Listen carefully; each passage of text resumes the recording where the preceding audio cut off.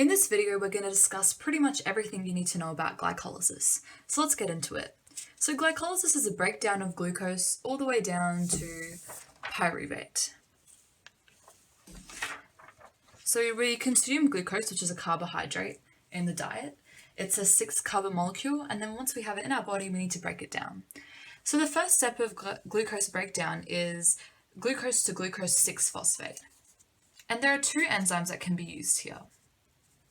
Hexokinase, which is used in the skeletal muscle, and it has a low Km for glucose, while glucokinase is pretty much used everywhere else, in the liver, pancreas, and red blood cells, and that has a high Km for glucose.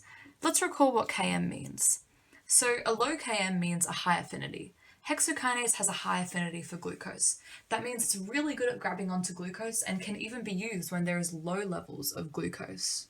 On the other hand, glucokinase has a high Km, which means it has a low affinity, and that means it can only be used when there is high levels of glucose because it's not as good at grabbing onto glucose, so it needs more opportunities to be able to grab onto the glucose. So that's how I like to think of affinity, just grabbing onto the substrates. So how well can the enzymes grab onto the substrates? So that's hexokinase and glucokinase. So they're two enzymes that can catalyze this first reaction depending on where the reaction is occurring in the body. So because they're a kinase, we've got an ATP being converted to an ADP here. So we're using an ATP molecule. This first step, the regulation of it is promoted by insulin and inhibited by glucose 6-phosphate. Which makes sense because if you have more of the product, you don't need to make more of it, so it'll inhibit the process. And insulin promoting this reaction also makes sense because insulin is a hormone that promotes glucose uptake into cells. So now we know the first step, let's go on to the second step. The second step is glucose 6-phosphate to fructose 6-phosphate. And the enzyme used here is phosphoglucomutase. And that's pretty much all you need to know about that. Note that this is reversible, and I drew the other one in an orange arrow that isn't reversible. It only goes one way. So all of the irreversible steps are regulated, and you'll see that as we go through, but all the reversible ones aren't regulated and usually don't have as much going on, as you can see here.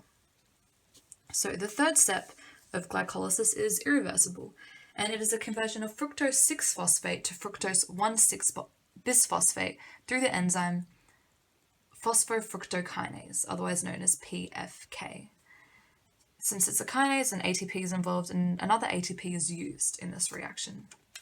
Let's look at the regulation. So here, phosphofructokinase, it's inhibited by ATP, inhibited by citrate, that's just a random inhibition, but it's promoted by fructose 2,6-bisphosphate, AMP and ADP. So it's promoted by these energy molecules, but it's inhibited by ATP because if we already have a lot of ATP, then that's going to inhibit this reaction. So I just recommend committing this to memory. So now that we have the regulation down, let's talk a bit more about this fructose 2,6-bisphosphate, because as you'll see, it's not a substrate of glycolysis. It's kind of a side substrate. So it's out here on the side. So from fructose 1,6-bisphosphate, out on the side, we get fructose 2,6-bisphosphate. And this reaction is so important because it ensures that glycolysis is highly regulated.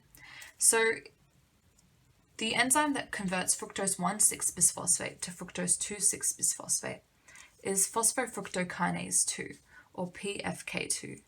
And that's the enzyme here. And this enzyme causes a conversion of an ATP to an ADP, so it requires energy. This enzyme is promoted by insulin and fructose 6-phosphate, but it's inhibited by glucagon. And again, that makes sense because insulin wants to promote glucose uptake and glycolysis to happen, while glucagon wants to promote gluconeogenesis and glucose coming out into the bloodstream. So this side part of glycolysis, while it's not a full part of the glycolysis process, it's happening on the side. It's so important because it ensures that glycolysis is highly regulated by the addition of this side step. So fructose 2,6-bisphosphate will promote glycolysis to go forward, but it will inhibit gluconeogenesis. So just keep that in mind. So now we move on to the next reaction. Here's where it might start to get a bit complicated, but let's break it down. So we've got fructose 1,6-bisphosphate, which can either be converted to glyceraldehyde 3-phosphate or dihydroxyacetone phosphate. And the enzyme used here is aldolase A.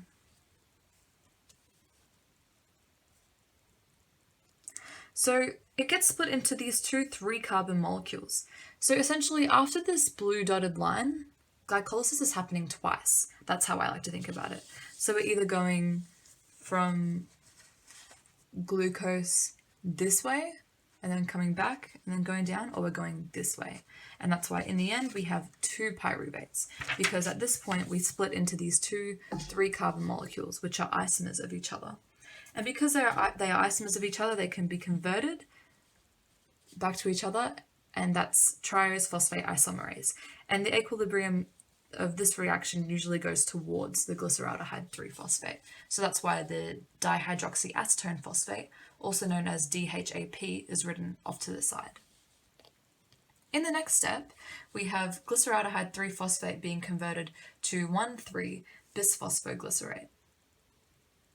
The enzyme that catalyzes this reaction is glyceraldehyde 3-phosphate dehydrogenase.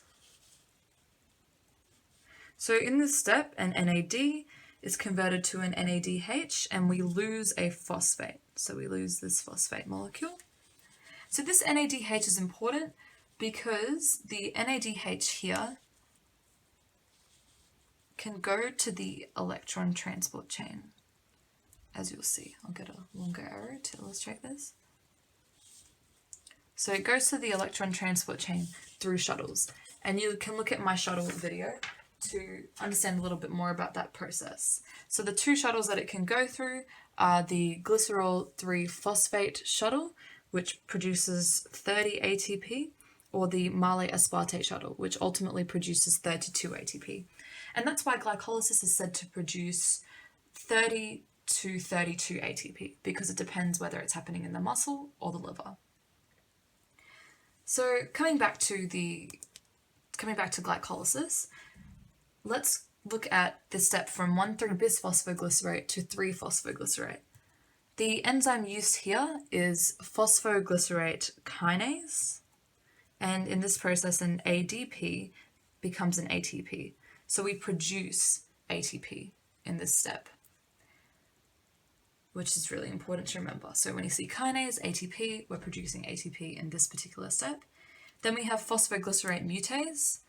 So 3-phosphoglycerate to 2-phosphoglycerate, we're just shifting around the molecule, and I remember as 3, then 2, it's like a countdown. Then we have 2-phosphoglycerate to phosphoenol pyruvate, and this reaction, the enzyme here is enolase, and enolase causes H2O to be cleaved off. So it's a dehydratase enzyme, and it's inhibited by fluoride. Now this is important to consider when we think of blood preservatives, because fluoride is used to preserve blood because it stops glycolysis, and therefore you can get an accurate measure of someone's blood glucose. So that's the clinical relevance of fluoride. So now we have the final step, which is phosphoenol pyruvate, PEP, to pyruvate. We produce another ATP here. This step is irreversible, as shown by the orange arrow. And the enzyme is pyruvate kinase. So let's have a look at what regulates pyruvate kinase. So we have insulin, which promotes pyruvate kinase. So it causes the dephosphorylation. Insulin, you lose a phosphate. Dephosphorylation, I always think of the L there as losing a phosphate. It's just a way that I like to remember it. So because it promotes dephosphorylation, it activates pyruvate kinase. Fructose 1,6-bisphosphate, which is a substrate from earlier, also promotes this. And then ATP, acetyl-CoA, pyruvate, glucagon, and alanine inhibit pyruvate kinase. Alanine is something we'll see when we talk about the urea cycle. So if you're not sure what that is, that's okay. And same with acetyl-CoA, you'll see that in the TCA cycle. So I remember the ones that are underlined in purple if you can't remember them all, but I recommend just writing them out a few times to commit them to memory. Now, just a side note about enzymes. You might see enzymes written slightly differently or in a different order, but try not to freak out too much. Just take a note of what different names you've seen. So if they pop up on an exam, you're ready for any types of versions of the name. So for example, glyceraldehyde 3-phosphate dehydrogenase can also be written as 3-phosphoglycerate dehydrogenase. So just a interesting note on how enzymes can be differently named. And just remember not to freak out too much about that and just take note of where they are. But I would pick names to stick with that you remember, and then if you see an enzyme that has a similar name but you're not quite sure, it's probably the enzyme that you're thinking of. So that's just that little side note there. So let's move on to the end of glycolysis. What happens to this pyruvate, which is a 3-carbon molecule? So remember, we're going to get 2 pyruvates because glucose is a 6-carbon molecule that we started with, and we moved down to make 2 pyruvates. So there's 2 3-carbon molecules. So pyruvate can either go to anaerobic glycolysis and produce lactate in the red blood cells because they don't have mitochondria and can't go through the TCA cycle, and electron transport chain, or it will go to lactate in the muscle because our muscles can't produce glucose through gluconeogenesis, which I'll talk about in another video. So it'll just produce lactate, which is lactic acid, and can cause cramps. The enzyme here is lactate dehydrogenase, and an NADH is converted to an NAD. So just keep that in mind. Or alternatively, we can go through aerobic glycolysis, which requires oxygen, and the oxygen comes up in the electron transport chain. You can look at my video on that to understand that. So basically, pyruvate can go to the TCA cycle, and then the TCA cycle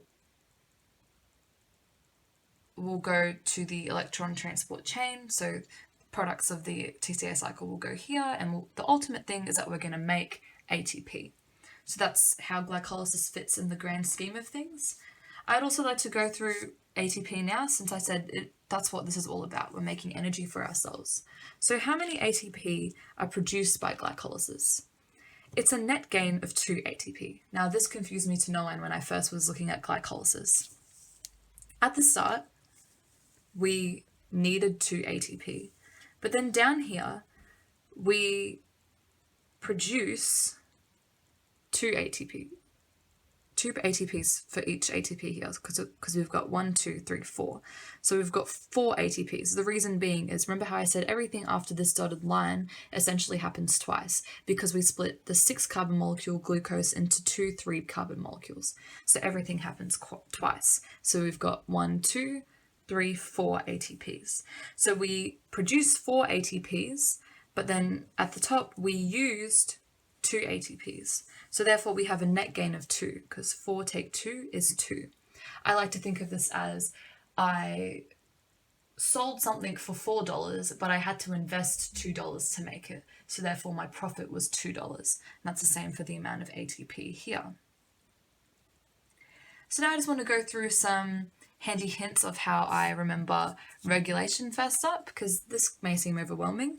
So for example, for regulation first, we'll look at how I remember that. So I always remember that ATP always inhibits, as you can see here and here. So ATP always inhibits.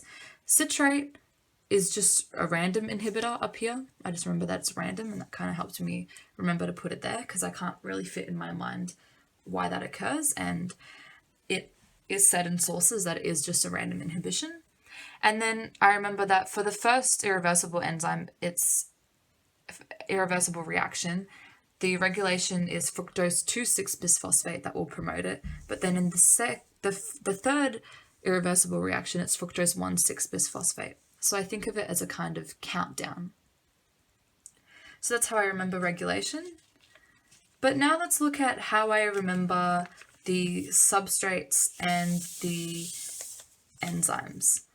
So I use mnemonics, and I stand by mnemonics when learning pathways. So these are ones my lecturer gave to me. So we've got goodness gracious, Father Franklin did go by picking pumpkins too, which is just a filler word. Prepare, PEP stands for PEP, which is one of the substrates, pies. And then I just write the letters to trigger my memory in an exam. So that's my first mnemonic for the substrates. And then I have my enzymes mnemonic, also given to me by my lecturer, and that's high-profile people act too glamorous, picture posing every place. And that helps me remember the enzymes, and I just jot that down on the side. So that is pretty much everything that you need to know about glycolysis.